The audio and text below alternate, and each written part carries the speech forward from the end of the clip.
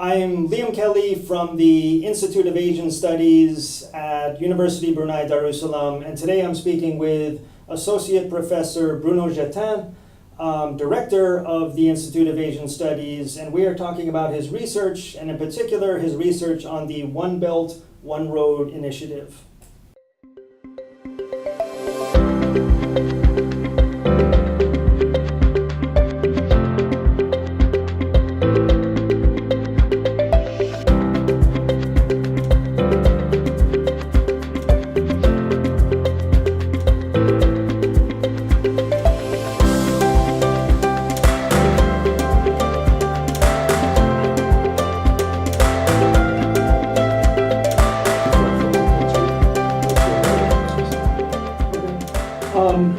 So I guess now let's, since you brought up the topic of the One Belt, One Road initiative, this is a very hot topic these days, something a lot of people are paying attention to because it's such a major enterprise that China is engaging in.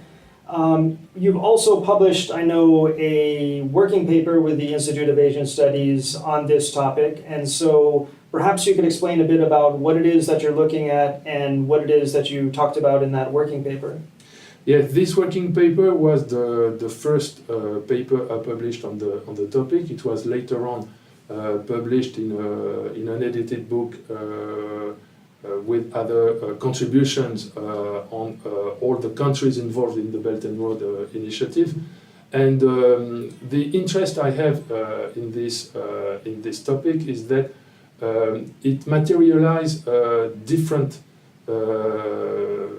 events, phenomena, and research areas that have been summarized in the idea that the new century will be an Asian century, that the world is shifting towards Asia. There is, to use Barack Obama's word, a pivot to Asia, but not a pivot of the USA to Asia, but a pivot of all the world to Asia. And this also makes sense of other understanding of the world as a multipolar world and not one dominated by one large superpower only. Right. And the rise of China is precisely the materialization of this shift to Asia. Okay. And the initiative taken by China to invest massively in now around 75 countries, mostly in Asia, but also Africa and Europe, now touching a bit of Latin America. Not only makes sense to what I said previously, the necessity to compare different regions, right. But also I think that it involves all the social sciences to make sense of this initiative. Right. I think this initiative is here to stay for at least the 3 to 5 coming decades. It will have a tremendous impact on all parts of Asia, Southeast Asia, but also South Asia and Central Asia. It will change completely the balance of power between China, the USA, Japan and India in Asia, but it also involves the relations with Europe and the capacity of EU to respond to this China's rise, not only in Asia but also in Europe. It is also maybe the rise of a new superpower, and it will be the first Asian superpower in the contemporary age, because China is marketing its initiative as massive investments in countries which desperately need this infrastructure. But in fact, China is lending money to countries which will have to pay back their debts. Yeah. And again, we have seen in the recent past such phenomenon of new dependence, new financial dependence in Latin America when there was the crisis of debt in the 1980s, but later in the 90s and the years 2000. Asia was rather immune of this financial dependency and crisis coming from Right. finance and debt. But in the future, because many of Asian countries are poor Right. and are getting very indebted, Mm-hmm. they will may face new economic issues I see. that were experienced in the past by Latin American countries. Because of this dependency now with the Yes. debts, I see. For instance, Okay. Pakistan is already in a Right. state of crisis because it does not have enough money to pay for the import of oil, for which it is very dependent, but also to pay back the loans given by I China see. to build a massive infrastructure in Pakistan. Right. We have the same case in Sri Lanka, for instance, and there are concerns about Laos, PDR, Right. and maybe Cambodia. And you have at the same time countries like Thailand and Malaysia who are able to discuss the terms of the loans offered by China, to discuss Mhm. the economic interest not only of China but of their own country for the building of such massive infrastructure. Right. Railways, highways, dams, but also deep sea ports, which usually involve billions of dollars. So we will see in the future, but when I'm talking about the future, it's really the coming years. Right. If China manages to deploy its whole strategy in all the countries involved, achieve to really build this infrastructure, we will see if these countries are able to pay back their debts. We will see also the benefits for the local economy and the local people.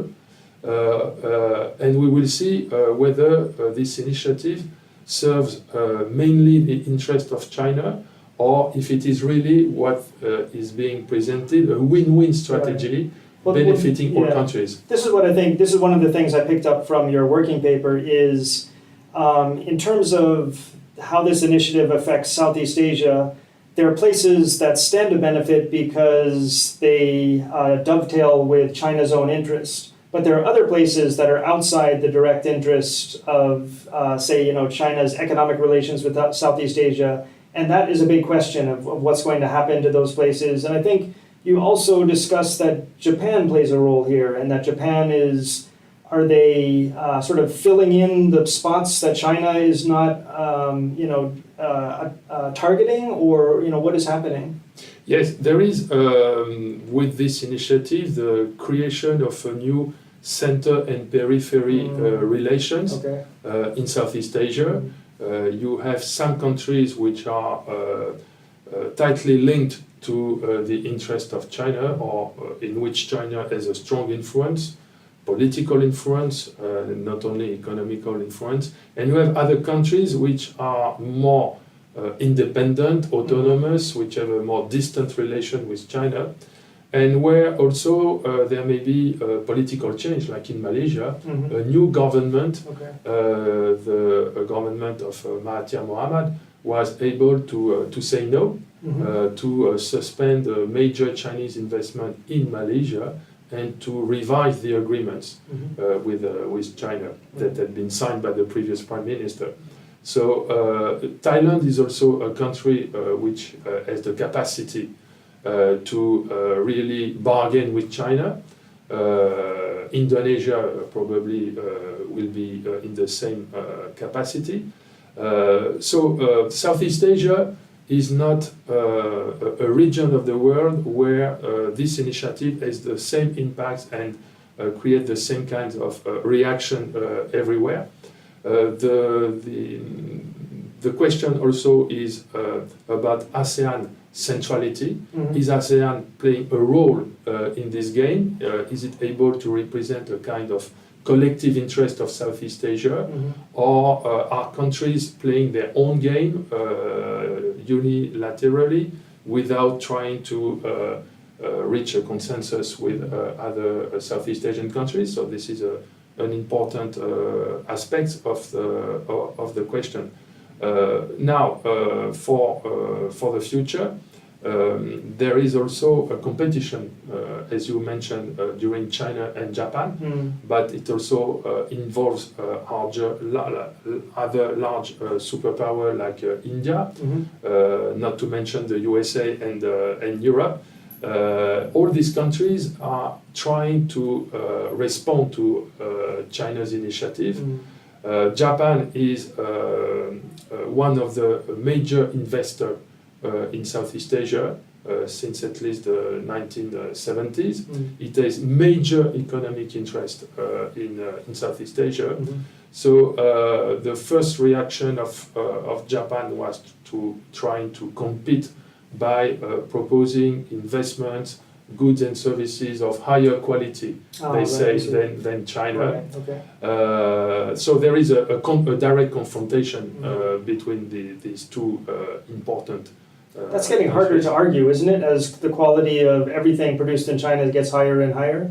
Yes, it is, but at the same time, there is a constant race to innovation. Okay. So it's a kind of cat and mouse game. Yeah, okay. And in some areas, Japan is clearly ahead. In others, China is catching up. So there are cases where there was a direct confrontation between Japan and China, and Japan, for instance, lost many contracts in Indonesia to build the high-speed railway between Jakarta and Bandung, among other projects. Much to the surprise of Japan, which has been present in Indonesia since the decades.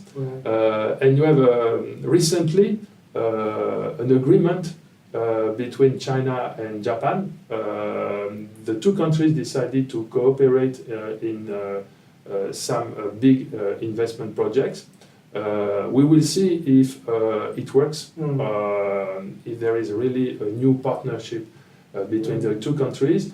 The agreement seems to me very fragile due to the political tensions between the two countries and their divergent economic interests. Right. I mean, the more you talk about this, the more some of the initial statements you made really ring true. You were saying that this One Belt, One Road initiative is something that requires all of the social sciences to research. And I mean, at the moment, you're looking at the economics of this, but the ramifications of those economics are going to affect everything from, you know, social relations to politics to the cultures in all of these areas as well. So this is a massive topic that we're going to be looking at for years to come. Yes.